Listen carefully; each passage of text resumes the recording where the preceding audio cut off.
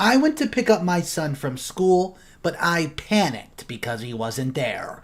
It took days and police help to figure out my ex-wife has kidnapped my son and took him out of the country. My ex-wife abducted my son and took him to another country. A couple weeks ago, I planned to pick up my son from school like my ex-wife and I agreed on our visitation schedule. That week, we agreed that my son would spend the week at my place, and I would be in charge of him. I'd planned to go on a little fishing trip with him since I don't get many days off my work. Me and my son were looking forward to it. I'm a 39-year-old accountant at a telecommunications company with very little free time, doing my best to find time to spend with my 11-year-old son. I got divorced 2 years ago from my son's mother. Our relationship is pretty rocky since then, but we were handling at least somewhat civilized and beneficial to our son. At least that's what I think and what I try to achieve. That day, I arrived to school looking for my son. Couldn't find him. Teachers did not know where he was and his friends neither. I started to get worried. I waited for about an hour and thought perhaps I should drive around the area in case I see him. I thought maybe he went to a gaming store a few blocks away, but that isn't like him. I told the principal to please be alert in case he came back and called me as soon as he did.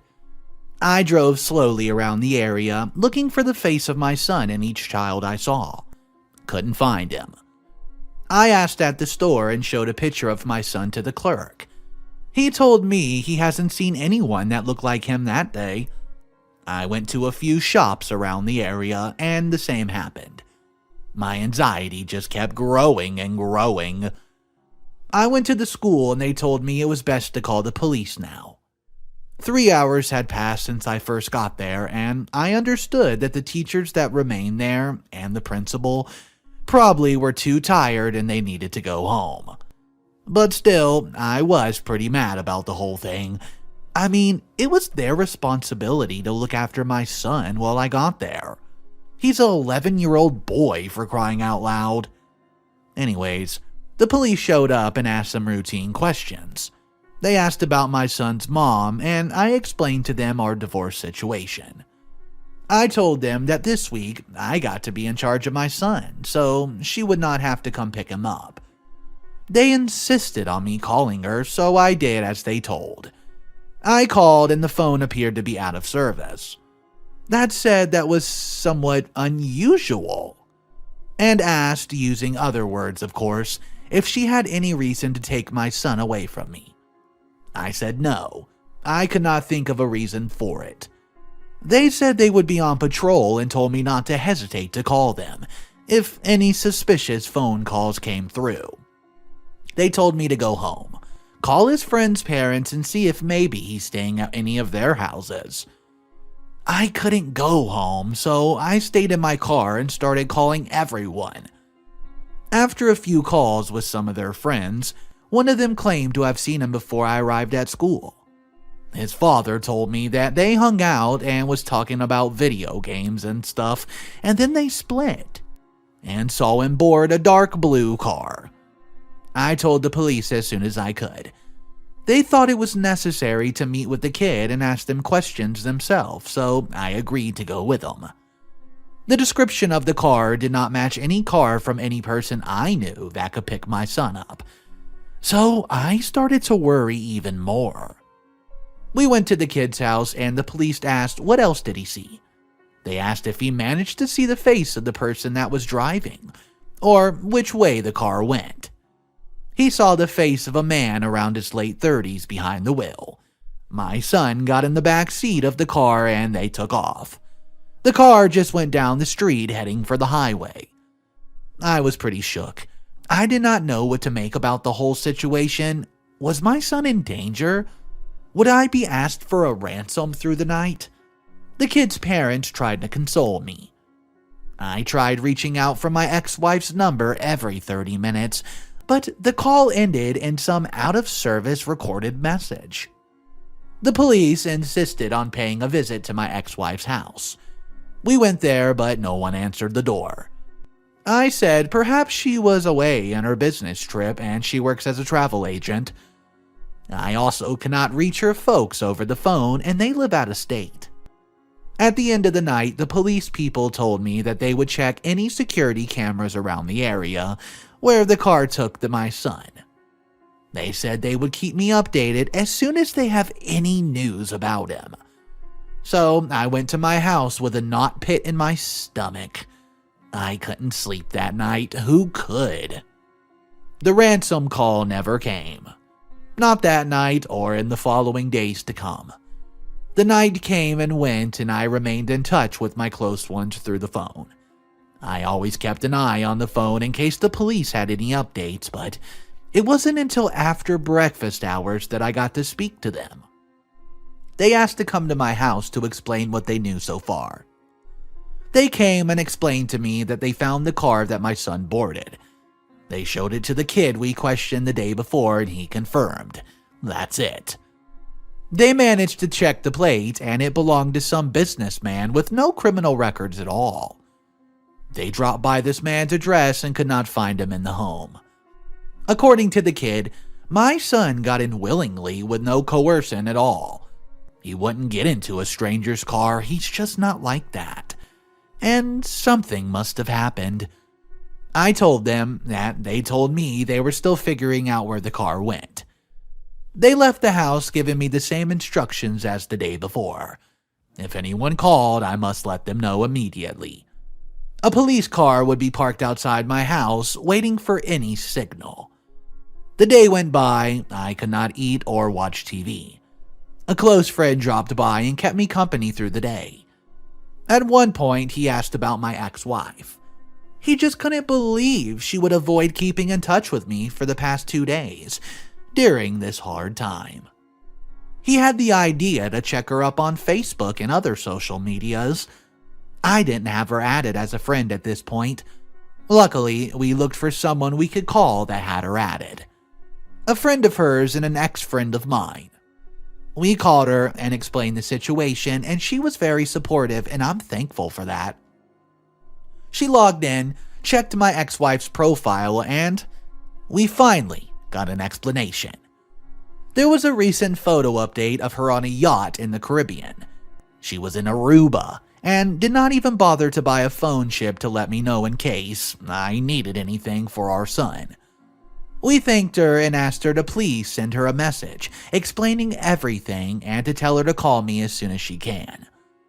We hung up the call and sat there in silence. And then the phone rang. The police had the phone wired, so as soon as it rang, one of them came out the car and got in the house with a headset. It was the father of one of my son's friends.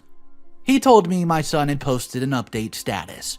Just a random meme with no deep meaning or indication of danger. My son's friend wrote him on chat, but he did not answer and went offline. I kind of felt relieved since it wasn't likely that someone was using his Facebook account. At least that was my reasoning. The police, nevertheless, weren't so relieved. They told me they could ask Facebook support to get the IP address from which the post was made. That way, they could figure out if it was from within the city or elsewhere. I managed to sleep a few hours that day, barely enough to not faint due to the fatigue. I woke up, had some breakfast, and checked with my son's friend to see if anyone managed to keep in touch through social media. No luck. The police did come with news, however. Since the case was so urgent, Facebook managed to deliver my son's IP location for the post. They said it came from somewhere around Aruba. Things finally made sense. I could not make my mind up between being relieved or being angry. I was so mad at my ex-wife for taking my son on a trip without telling me a word. The police told me this constitutes a punishable offense since I wasn't notified about him leaving, and we couldn't even rule out the possibility of her just running away with my kid to move away to another country without ever telling me. I had not considered that possibility until now. She still did not establish any sort of contact with me at this point. I couldn't think of any reason for her to do that. I called everyone I had worried about this situation. They gave me support and overall took my side in the problem. Still, I hope to get some kind of message from my wife or heck, even my son. I know kids get distracted easily and don't give too much thought to important matters to us adults.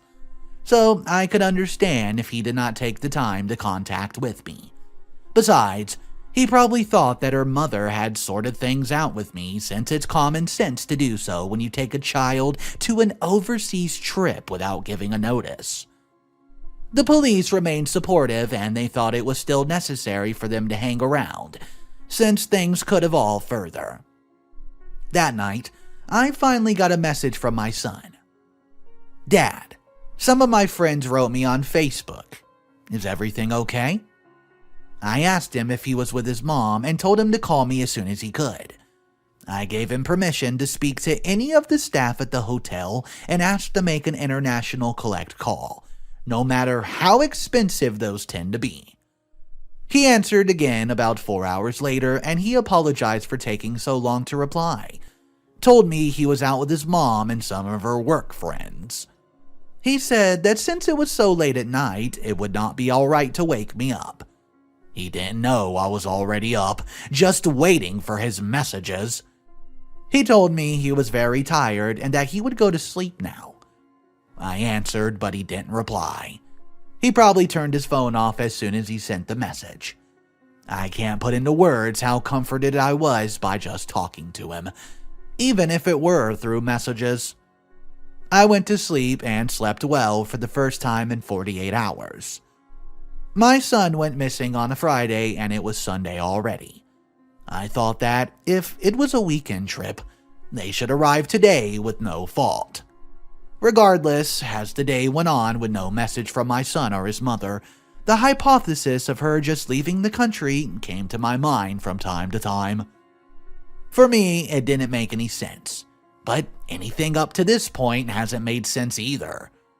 The friend that was staying over these days told me not to give much thought to the scenario. The most likely thing that could happen was that I would get to see my son through the day. It was around 7 p.m. when the police came by my house. They told me my son and my wife were at the airport. My wife and his friend were being detained and offered to escort me over to see my son. I thanked God and went right with them. I arrived to this little detainment area that they had, which I assumed Customs and Immigration ran their questions to travelers and such. And there was my son. I was so relieved to see him unharmed, and the past days seemed like a nightmare. I hugged and told him how glad I was to see him again. I explained to him how worried I was through these last 2 days. I've been through such a hard time. He did not seem to understand pretty well, but overall was supportive. He told me his mom and his friend were in a little room down back of the hall. I asked the police officers to let me see my ex and clear the whole situation. This is when they told me they would rather retain her until I decide, or if I decide, if I were going to press charges against her. I told them I was going to give my ex-wife a chance to explain herself, and they were okay with that decision. So here I go. I went right into the room, and there she was with her friend, all dressed up in their little beach outfits. I bet they had a pleasant time while I had my nerves wrecked. Praying my son's safety. I got in, and my ex-wife asked to talk to me alone. I was okay with that, so they took his friend to another room.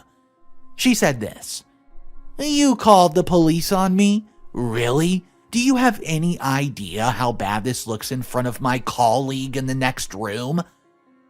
She said, "Good." I said, "That's what you had coming for making me go through such a hard time. What the hell was going through your mind when you decided to take our son without sending me as much as a message? Would have hurt to let me know?" I was worried as hell, and all you can think about is how this will affect your professional life. She just went all defensive and said, I didn't. You were going to get all paranoid and call the police on me, like it was some sort of kidnapper. You practically are. Then I said, you know full well that this week he would have spent at my place under my responsibility. What do you think I was supposed to do? Go to sleep without knowing where my son was? She then told me the trip came as a surprise to her, as well as the boss insisted that she took her son on the trip just to hang out with his boys as well. I just couldn't believe it. She was using our son as a token to score points at work. I'm just tired from this trip. I'm sure our son is well, and can we please end this and go home, she said. I don't think I can, I said. What do you mean? The police are waiting for me to press charges, and I'm really feeling like I should. She was shocked and started talking about how this could impact our son and calling me egotistical and full of hatred towards her, and then she started to cry. I wasn't really planning to press charges, but I was so mad at her. I went outside and talked to the police officers, saying no, I would not press charges, but that I was definitely interested in filing all this situation in front of a court to prevent this from happening again and push for full custody. They were on board with that decision and told me how I should proceed. I took my son, let him say goodbye to his mama, then went home. I just really hope we can make up that fishing trip that we had planned. That seemed like a really irresponsible move on the mother's part. I don't think I blame OP for involving the police and jumping to a bunch of conclusions, because imagine how scary that situation would have been. Also, I cannot believe the ex-wife would do something like that and not even call him or tell him. I don't know, maybe there's more to it, but let me know what you guys think. Tell me in the comments section down below. Should OP have pressed charges on his ex-wife? I would love to know your opinion. Story number 2. Am I the a-hole for uninviting my bio dad and his family from my wedding after he talked about wanting to walk me down the aisle? If you're new to the channel, click that subscribe button if you're into these type of stories, and let's hop right into story number 2. My mom passed away when I was 14. My bio dad, BD, married his new wife, Jane.